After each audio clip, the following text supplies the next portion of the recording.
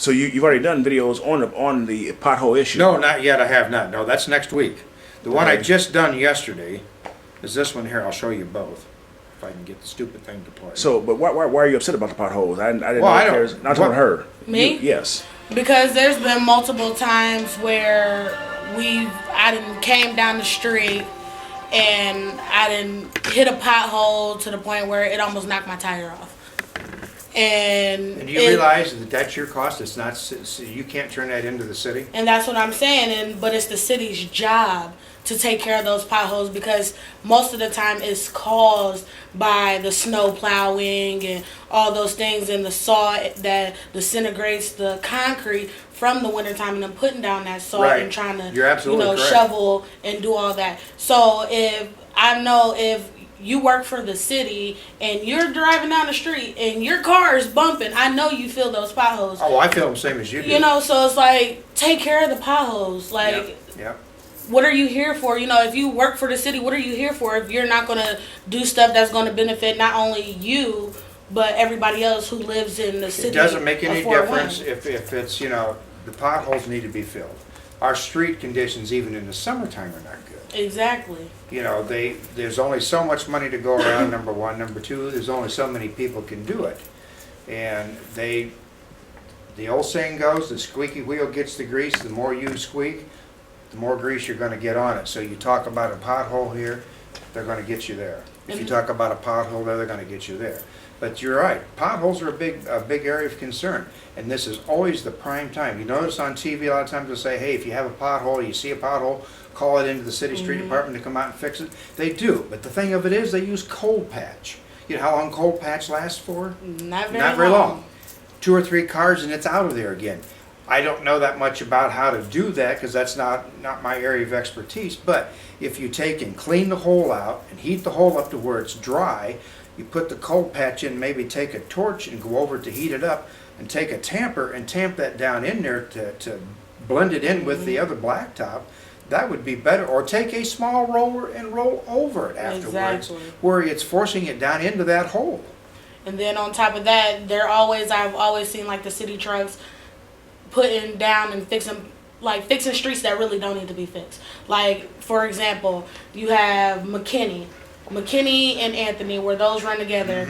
Once you go down McKinney, head towards, Wayne Trace. That street, since I was a child, I'm 21 now, I'll be 22 this year. And I mean from middle school years, elementary school, that street has been tore up. And I see them out on State Street, out on Hobson, on this, fixing all these other streets. McKinney, people have been complaining about McKinney for years. And it's like, why has the city only been fixing the street with these itty bitty bitty potholes, and then you have streets like McKinney who have these huge potholes and these, uprising humps to where it's tearing people's cars up. Like, they're fixing unnecessary stuff. They're spending city's money, people's taxes on unnecessary things. Fix something that actually needs to be fixed. Absolutely, I agree with you 100%. The thing of it is, McKinney's not a main area for people to see. Right. It's an east-west route through town. Unfortunately, it just doesn't get the publicity it needs. So where are you going to do it? They're going to do it on 27. Right. They're going to do it on Washington Boulevard, or they're going to do it on the bypass because that's what people see. Right. And then And it's only, it's covering the surface. The other thing that really bothers me, in the same line of what you're saying, I live on a street that doesn't have any sidewalks, doesn't have any storm sewers, and it's a chip and seal street. Every time it rains, my yard looks like a lake. oh yeah. And my garage floods. I had a chance to talk to the mayor on the State of the City address just, 2 weeks ago, I believe it was, or whenever it was he done that. And I have been trying to get in to see the mayor on his mayor's night out, as he calls that, or when you can call in and set up an appointment to get in. I keep getting turned down. Well, I took the opportunity to talk to the mayor that day after the State of the City address, and I explained the same situation to him. He says, Lee, he says, text me your problem area. And I even wrote him a letter with no response. Well, I texted him complete detailed letter on that, what was going on, and you know what I heard back? Nothing. See, and those be the main concerns and the main problems.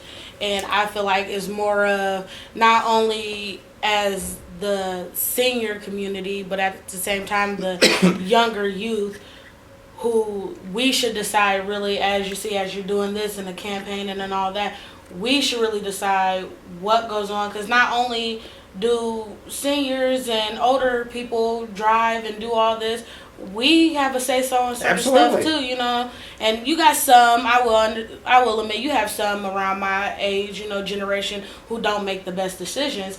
But then you have people like me, who's very advanced for my age generation, who feels like, you know, there's something that needs to be done. And you just, if you get more back to the younger community, you'll have more voices. That's the point that we want to bring up at the forum that we have here next week, because that's why we're trying to get more younger people to come out, because I mean that's the only way that that voice will be heard, is you have to express it. Let me tell you something. You're our future generation. You're our future leaders. And that's good that you're getting involved. And that's why I'm hoping you're going to go get registered to vote. If you're not already registered, that you get out and vote. It's imperative that you get out and you exercise your right to vote. Because if you don't, you're missing the opportunity to help shape your government. Yeah. Maybe you might want to choose to jump in the arena someday. Maybe. You never know. Maybe. You never know. You never know. I would love to see that, because quite frankly, we need the young people's involvement. We need you to get on Facebook and look at it, because that's your generation. That's not mine. I'm not computer savvy. I'm not electronic savvy. That's, you know, I'm kind of old school in that respect, but you know, I'm learning those things. Right. But you know, you guys depend on that social media. That's the up and coming thing. That's your generation. I have a young son. Well, he'll be 30 next in May. He's still young compared to me. So, but you know, I'm glad to see you getting involved. I like your comments. I like where you're going with your thoughts. And don't let up. You know, make me be accountable, because after all, if I'm going to be elected to city county, you know, or to the not city county, excuse me, to city council, you know, I'm going to be accountable to you. I work for the people, not my own self-serving agenda. And that's what I'm out here for, you know. I don't care if you're a Republican or you're a Democrat, it makes me, or an independent, it makes me no difference. You know, you're one of the citizens of Fort Wayne, I represent you. And if you got a problem and you got concerns, if I'm elected, you call me. I may not be able to get back to you the very same minute, but I will get back to you and tell you, hey, this is what I can do, or this is what I can't do. I'll get you to the right, we'll get the problem solved. Because that's my mission, you know, to take care of the people, represent the people, because you're the people that put me into office, not me.